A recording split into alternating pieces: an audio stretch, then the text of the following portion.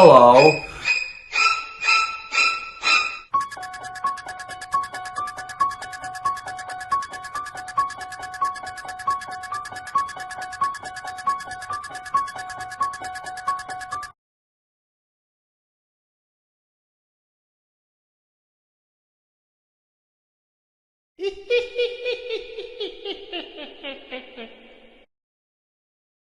Let's trip a little life fantastic with me. Hello, boys and ghouls. Welcome to 20th Century Reviews Halloween Marathon. I am your host with the mustache, Henry R. Mockingbird, welcoming you to part 2 of this marathon. So, for this review, we're going a little batty, would you say? As I am going to review the sequel to the Count himself. No, not, Grandpa Munster. I mean the other Count, Count Dracula, or rather yet, his daughter. So today, let us take a look at the Countess and review Dracula's daughter.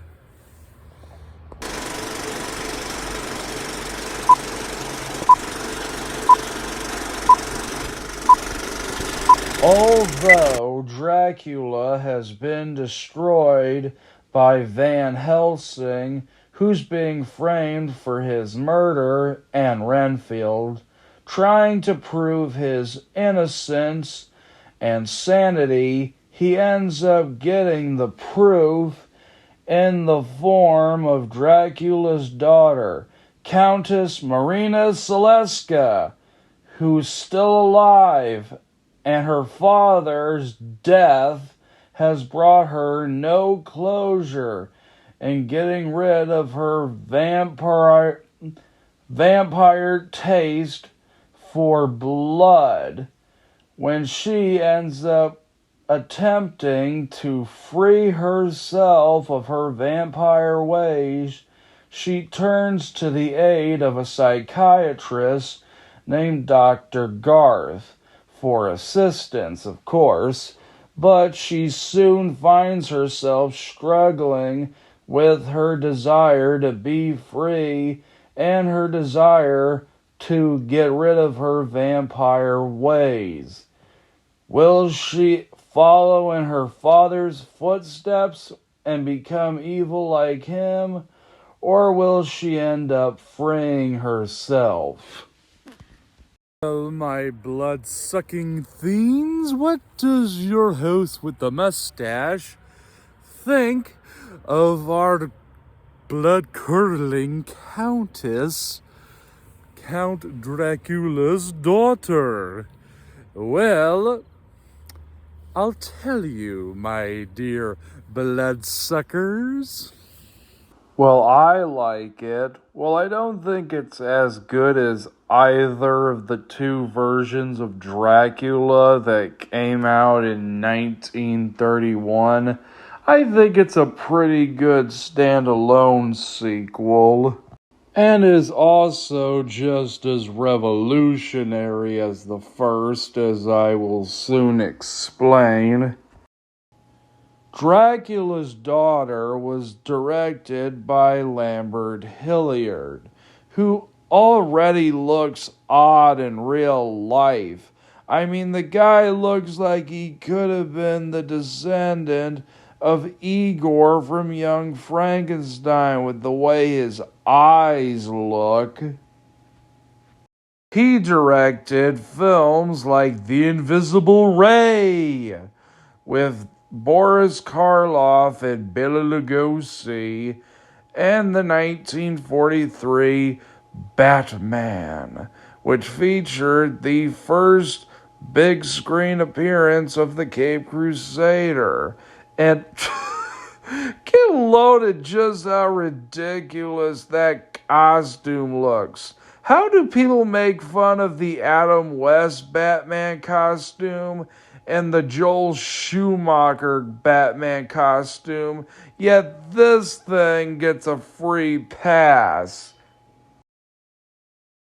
And it looks like both Batman and Dracula had a connection even before that crossover. All right. Joking aside, before we go on, I probably should address that Bram Stoker did write a sequel to his book Dracula called Dracula's Guest. And this book and the film have absolutely nothing in common. In fact, this film came about mostly because Universal was having trouble with the Bram Stoker estate. While Bram Stoker was pretty much in his own coffin, his wife was still alive and kicking. And at the time, her husband's book had been bought by David O. Selznick, who was working for MGM. So, at the time, Universal studio head Carl Emsley Jr.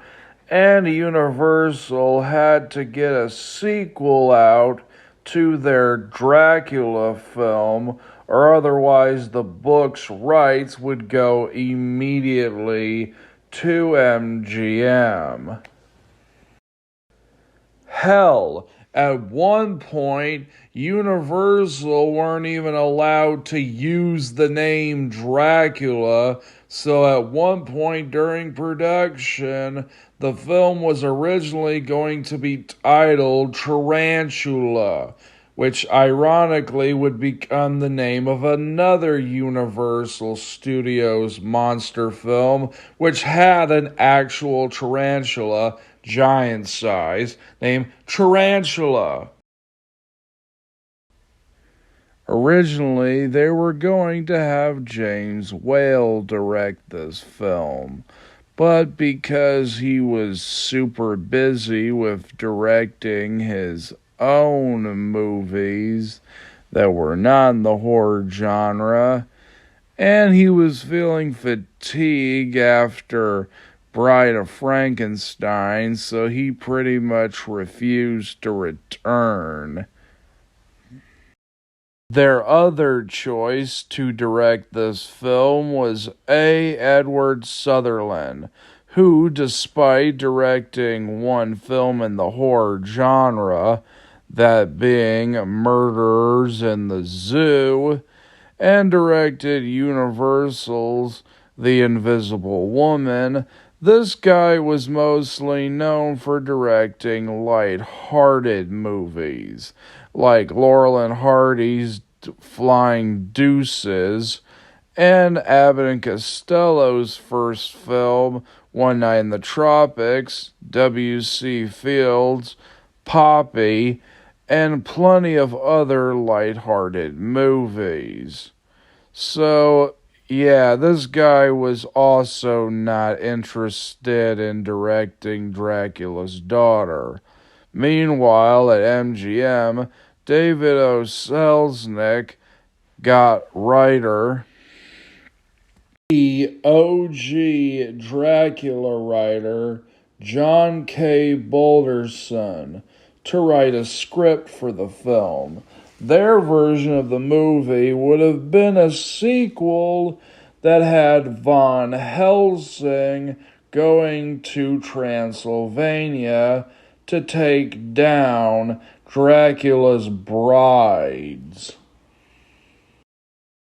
Meanwhile, back at Universal, their original script was having Dracula's daughter kidnap men and hang them up and whip them. Some real kinky stuff. But then the Hays Code heard about this and they were like, Oh, hell no. So they decided to make Dracula's daughter a lesbian. And of course, since this is 1936, Neil Green had to stick his nose in where it didn't belong. Given his history of meddling with studio productions, and the fact that he's said holier than thou bullcrap like this. You must be on the lookout for scenes or action or dialogue which are likely to give offense. The responsible men in this industry want no such pictures and will not allow these to be shown. Why am I not shocked? When the film finally released in theaters in the year 1936, while it was a critical success, it wasn't a financial one, and the film would later become very influential. In fact, the idea of Dracula having a daughter would be a huge inspiration for characters like Sabella, Count Dracula's daughter, in Scooby-Doo and the Ghoul School. What's wrong with Daddy? I'm Sabella, Count Dracula's daughter. Fantastic to meet you. Hello, my little Batty. And also Mavis in the Hotel Transylvania franchise. Let me say that again. The Hotel Transylvania franchise. Sorry for the slip up.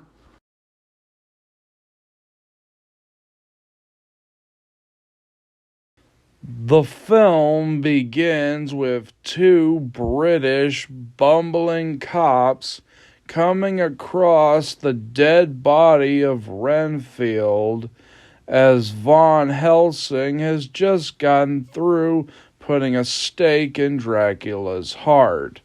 One of the cops goes to check it out. Bela Lugosi couldn't come back to play his Dracula character, mostly because he didn't want to be typecast, so in this film he's portrayed as a wax figure. Van Helsing returns once again, played by Edward Van Sloan, and he gives an even better performance here than he did in the first film.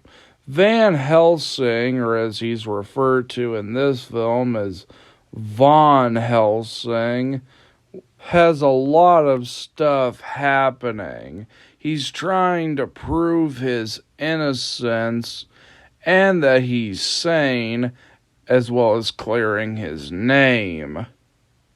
Meanwhile, the bumbling cops from earlier are guarding the bodies of Dracula and Renfield. One of them goes out to meet Scott Yard. The other one hears a sound, and the competent one is more on par with the cop from The Invisible Man. But unlike the cop from The Invisible Man, who didn't give much of a reaction, this guy gives a reaction, but his reaction to seeing dirt move is just like, yeah, whatever.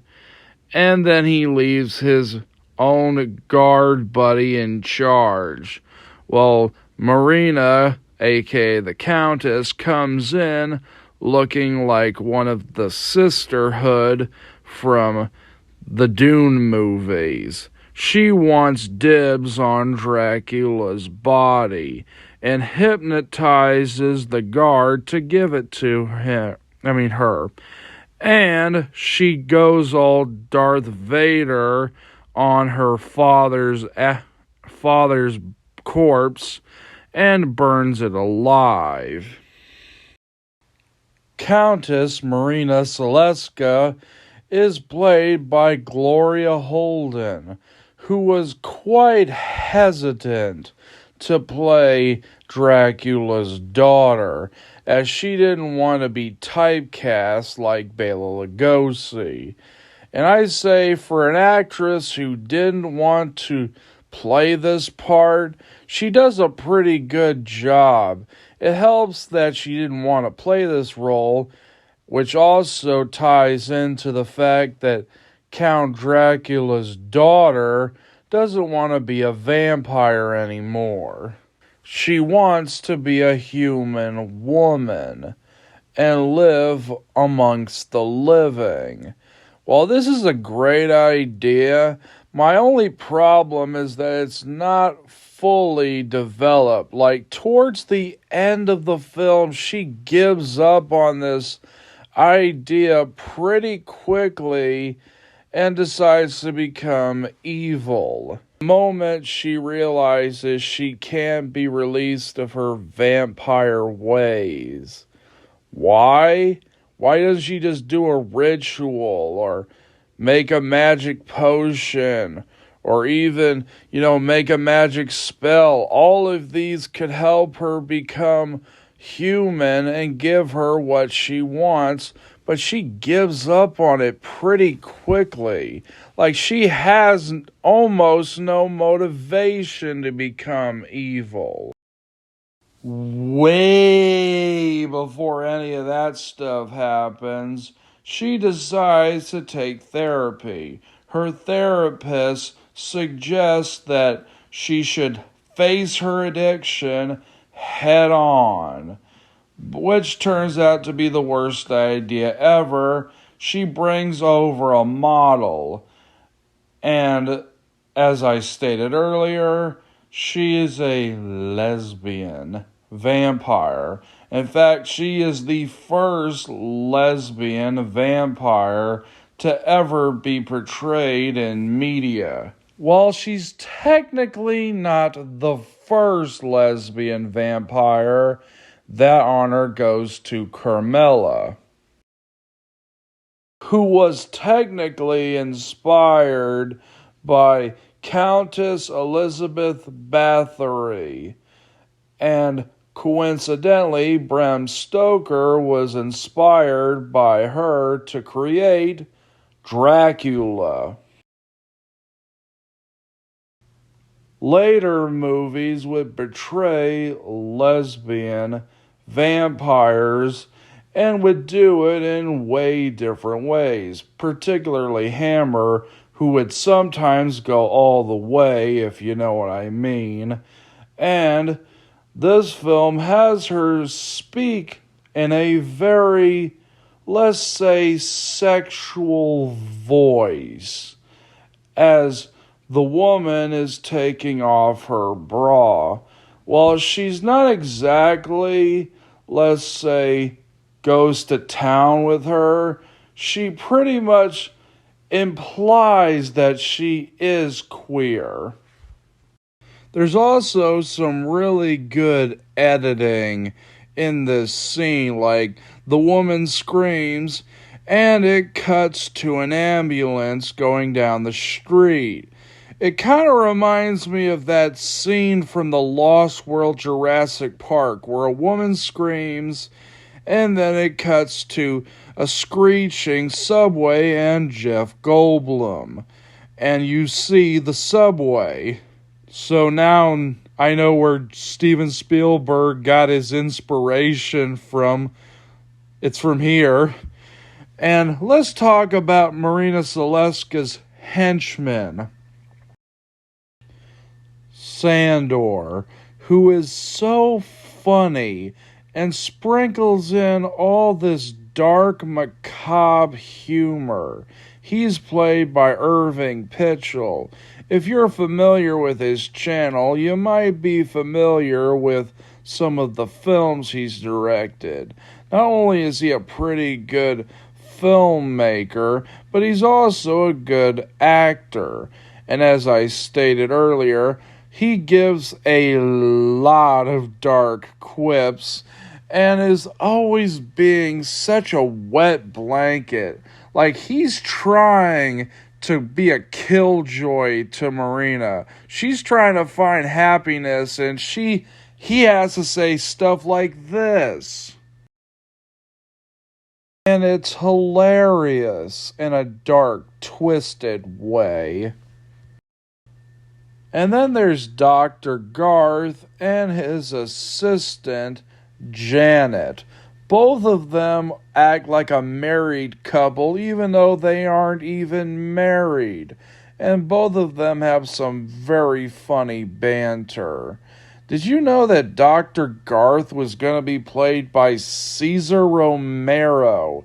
Yes, OG Joker from the Adam West Batman show. And I kind of wish he was playing this character. It would have given the film even more historical value.